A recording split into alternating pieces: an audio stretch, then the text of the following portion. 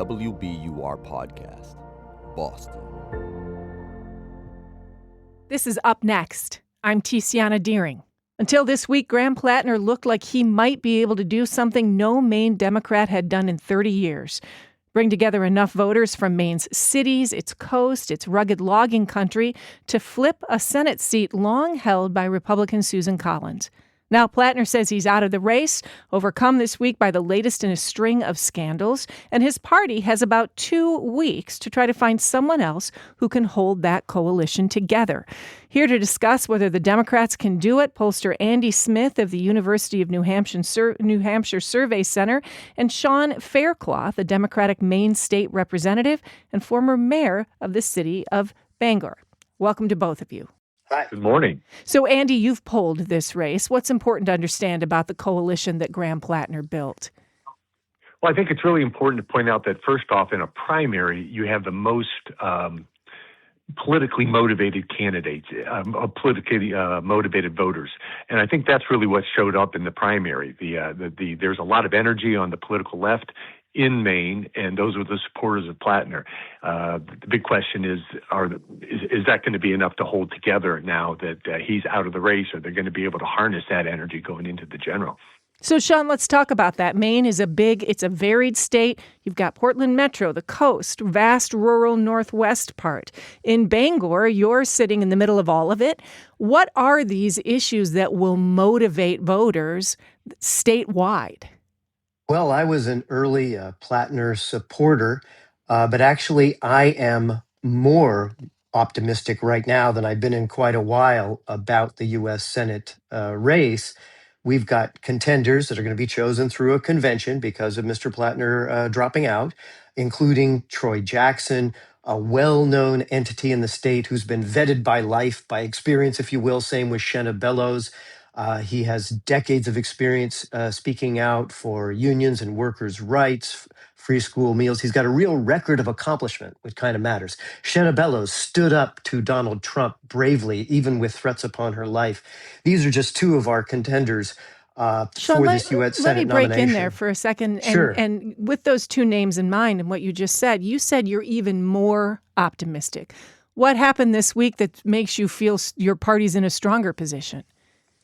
Well, because frankly, the realities had come out about Mr. Platner, and you can't shake what's happened that's real. Frankly, I think there was a case of tremendous political consultant malpractice by Dan Morath and others, given that there was a fantastic result with similar consultants in the Mondami, New York mayoral race. Everybody was impressed, and people here in Maine were, oh, look, these same type of consultants are working the Platner campaign. Well, as we know now, in fact, they didn't do the vetting they did with Mondami, and it blew up in a bad way. Dan Morath being essentially the political consultant who found Graham Platner. Andy, I'll turn back to you. I want to talk about Susan Collins for a minute, the Republican who has won Maine over and over again, despite Democrats winning most other statewide races. What is her coalition in Maine? What do we need to understand there? Her coalition is Republicans, first of all, and I think the biggest problem that she's had this year is that Republicans were really divided over whether they wanted to support her because of her own run-ins with Donald Trump. But they're lining up behind her. What the Republicans have to do, because they are the minority party in Maine, is to build a coalition with either conservative Democrats or the independent voters within the state. And I think that's the thing that's kind of been her secret sauce in the state, is that she's been a moderate. She's not been somebody that has either been particularly loved by the Republicans or particularly hated by the Democrats. So I think that's the coalition she's trying to put together.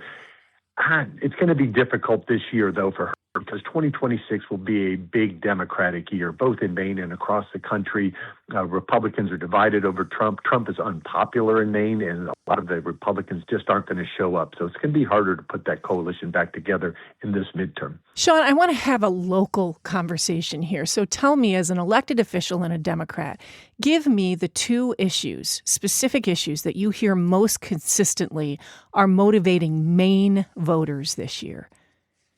I think there are really a couple. One is the national issue about cost of living, and those issues, which I think, as described, is headed in our direction.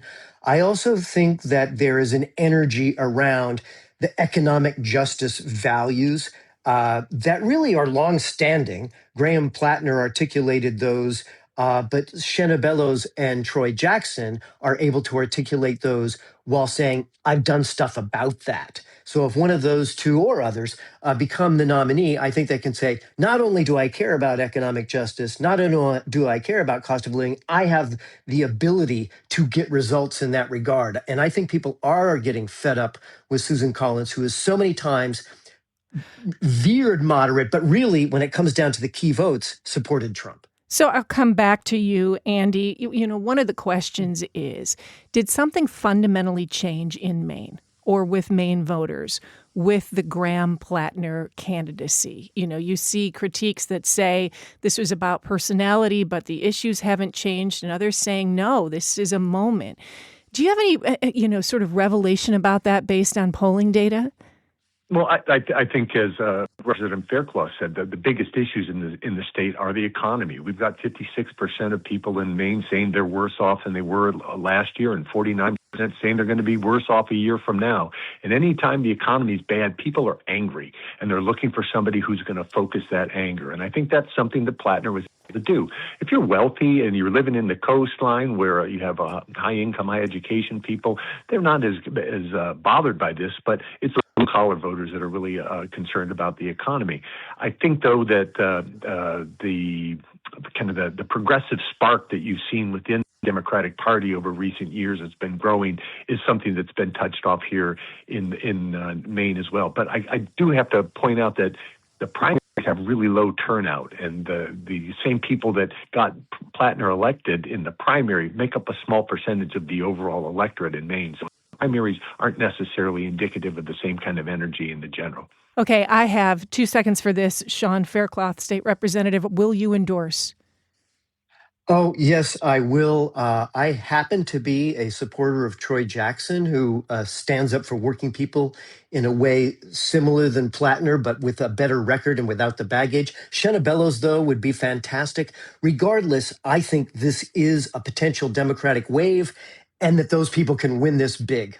Sean Faircloth is a Maine state representative, a Democrat, and Andy Smith is director of the University of New Hampshire Survey Center. Thanks to both of you. Thanks for having us. Thank you.